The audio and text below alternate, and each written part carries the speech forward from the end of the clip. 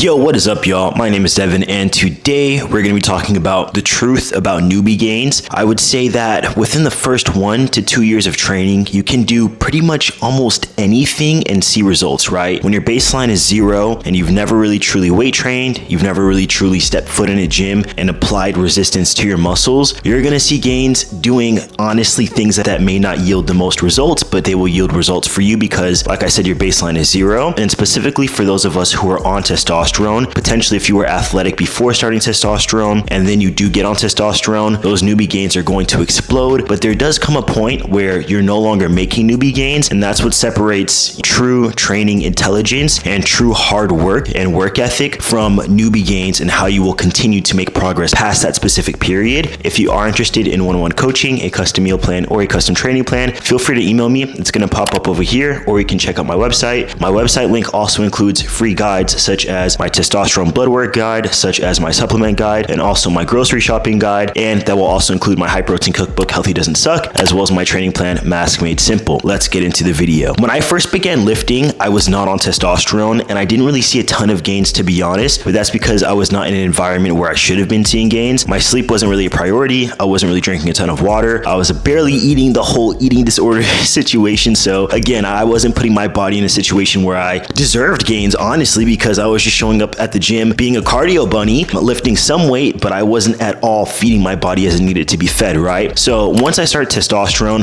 I did get that testosterone hunger, and I ate accordingly, right? I started to eat protein. I was honestly eating way too much steak, just top sirloin, like every day. I started to eat a lot of white rice. I started to eat potatoes, chicken, protein powder, all of that, right? And I saw pretty significant gains. I got kind of fluffy, and by no means was I like Mr. Olympia. I'm still not Mr. Olympia. And honestly, by today's standards, people would be like, bro, you look like a baked potato. You didn't even see gains like that, for real. But for what it's worth, I gained mass. My body was no longer skinny and scrawny. I was bigger. I was significantly bigger. I think I probably put on like 15 to 20 pounds of just pure body weight within potentially that first year on testosterone, right? And I was feeling myself. I felt like I knew everything, bro. I was deadlifting. I was bench pressing. I finally bench pressed like 185, and I was deadlifting like 3 plates. So you couldn't tell me shit, right? And I noticed a kind of similar thing for, this new wave of like young trans influencers who are like fitness guys, and they have like their downlighting, and they're like 1 or 2 years on T, and they're getting it, and you can't tell them shit, brother. That's fantastic. I love that for them. I'm never gonna be that old head trans guy shitting on younger trans dudes or younger trans people, period. But what I will say is, let us see how the gains progress, okay? So what I would tell anybody who is feeling themselves within that first year and 2 years on T is stay hungry. Do not just think that you swinging the weight around like you've always done is going to yield the same results that it always has, because you will reach a brick wall within your training, and that's when you're going to start to scratch your head. You're going to be like, should I take steroids? Should I take SARMs? Should I bump my testosterone up a little bit? Because there's a lot of people who give themselves just a little bit more testosterone because their doctor gives them single dose vials that a lot of y'all would never know about. Before you do all of that, there are a couple of things to really take into account to take your gains to the next level, right? The first thing is actually track your training. A lot of people don't think it's worth it to track their training. A lot of people are like, oh bro, I remember I did 185 for like 4 reps last time. This time I'm gonna do 5 reps. Hello? It's not that hard. After you're done with the set, literally I use the app Heavy. All of my clients use the app Heavy. You're done with the set, mark down how many reps you did, and then put a note. For example, 185 by 4. You could write in the note, 4 moved tough, reduce weight, or 4 moved easy, increase weight next time, okay? Actually track so that you can accurately apply progressive overload. Dorian Yates had a super extensive notebook on all of his training sessions. That guy was a motherfucking beast. Intensity was his meat and potatoes. That's how he grew all that muscle. You're not gonna tell me that you're more dedicated to the craft than Dorian Yates, and you can't take 2 seconds after your training set to take a quick note, okay? That's also when I saw significant gains. And you wanna have a system, right? There's a difference between not caring too much about your gains. You just wanna work out. Maybe you wanna have like a little cap to your shoulders. It's not that deep. But if you claim to want to do this for real, like if you want to be an influencer, if you want to be a coach, if you want to have a physique that is actually like, wow, you know what I mean? These are the things that you must do. So when I say create a system, tracking your training is part of that. And a system means that you can replicate it over time. So for example, tracking your training, you don't have to use Heavy. You could use a little notebook. I would never use a little notebook because I would lose it and it would get sweaty at the gym. The next piece of this is going to be food intake. A lot of people don't want to track their meals, which is fine. I personally personally have not been logging my food intake over the past 4-ish months since I've been in my bodybuilding prep, and that's because I am personally working with a coach and she oversees all of my food intake. She tells me what to eat, I eat it, I don't worry about anything else. And this is part of why I hired a coach, because I do have obsessive tendencies, right? If I'm tracking my food intake, I'm gonna be thinking, fuck, I just lost 25 grams of carbs, like I hope I don't go flat, I hope my training doesn't suffer, and vice versa. What's been happening to me recently, and I have to control my brain, is I'm thinking like, bro, I'm 10 weeks out from my show, I think I should be having more striations in my hamstrings, or I think I should be having more striations in my chest, right? So then I'll pull my food because I'll be thinking, oh, I still have 60 grams of fat. That's plenty of fat. Let me take some away and I will diet myself too fast, right? So do you have to live and die by tracking your food intake? No. And when I'm done with my show and when I'm done with competing,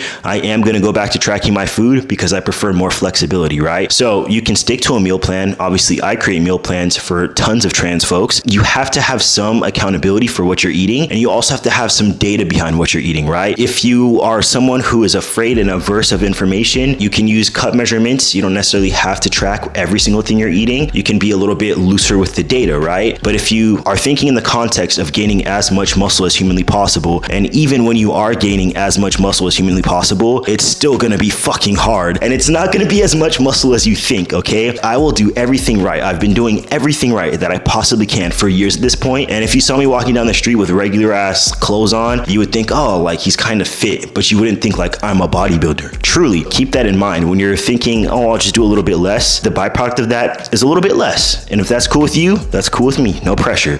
So tracking your food intake, and we want to aim for at least 0.75 to 1 gram of protein per pound of body weight. I've not seen anything that says you have to do more of that. And a lot of my clients who were on higher protein diets with other coaches reported issues with their creatinine levels. They had issues with bowel movement, with, taking a dump. I've never seen anything that says you have to eat 2 times your body weight in protein. It's just not worth it in my opinion. It's a waste of money and it's a waste of your energy systems, okay? Carbs are very important. I know a lot of people do keto because it's the easiest thing to just cut carbs, but when you're training, you need glycogen. Glycogen is your body's #1 storage of energy. So keep that in mind. Do not reduce your carbs, okay? So we have logging our training. We have staying somewhat accountable with food intake, no matter what that looks like for you. Everybody has different needs. If I'm telling you the best thing you could possibly do, I would say track your food, honestly. And the next thing is gonna come with training intensity. Training intensity and accuracy, honestly, because you can train hard, you can train like a trend twin, you can push that weight around, you can do whatever you want. You could train like Sam Sulek. Maybe 2% of people could respond to training if they're just slamming weights around. When I slowed down the movement, when I felt that contraction, when I felt that stretch, and then I built heavy weight on top of that, that's when I actually grew. That's when I actually developed dense muscle, and that's when my physique actually took form. I'm not the biggest motherfucker on the face of the planet, but I will say that I do have an aesthetic physique. I have details. You can see the striations in my back. You can see the exact muscle groups on my body. Like I said, I'm not massive. I'm not gassing myself up a ton here, but we're doing the things, okay? So slow the fuck down, focus on mind-muscle connection, and fight for that final rep. Within my coaching,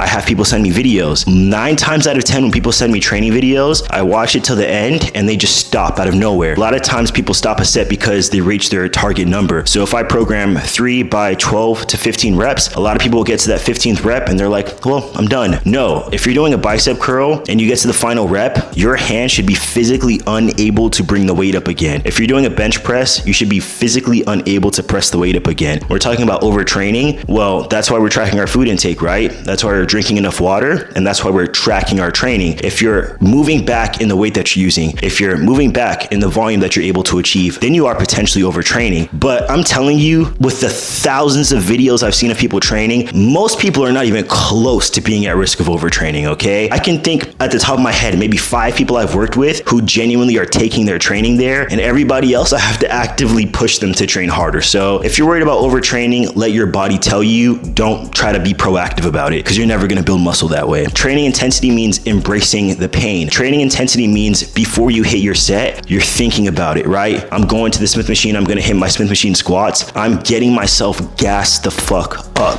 I'm getting myself hyped. I'm thinking, Devin, you fucking hit this set, bro. You make it happen, right? I had a coach in the past who I trained with in person, and he was pushing me really, really hard. And I remember he would tell me like 5 more reps. And I would think, bro, I do not have 5 more reps. And he said, find a way. And that really stuck with me, because this is about more than just bodybuilding. This is about more than just working out. It's about your will. It's about your grit. It's about willing to dig deeper when you feel like there's nothing else to give. You can't quit. like there's something left in the tank. You have something left to give. So even though that coach and I didn't have the best, coaching relationship, when he gave me that, piece of words, when he gave me that sentence, put that shit in my pocket, and it helps me to this day. So train hard, bro. Like, I see videos of people training. It's cute. It's cool. It's not getting the job done at all. So push yourself harder than you even believe you may be able to be pushed, because there's levels to this shit. There's levels between starting testosterone, seeing your abs, having a little delt vein, and actually having fucking significant muscle. And I want to give you guys that kind of tidbit of motivation as well, because to have a purpose and to know that you are pushing yourself every freaking day is valuable. And that's made me a better coach. That's made me a better partner. That's made me a better, bodybuilder. And at the end of the day, like, that's what it's all about. I go to bed at night and I'm like, bro, you fucking pushed it, bro. I'm fucking tired. And I get in bed and I'm like,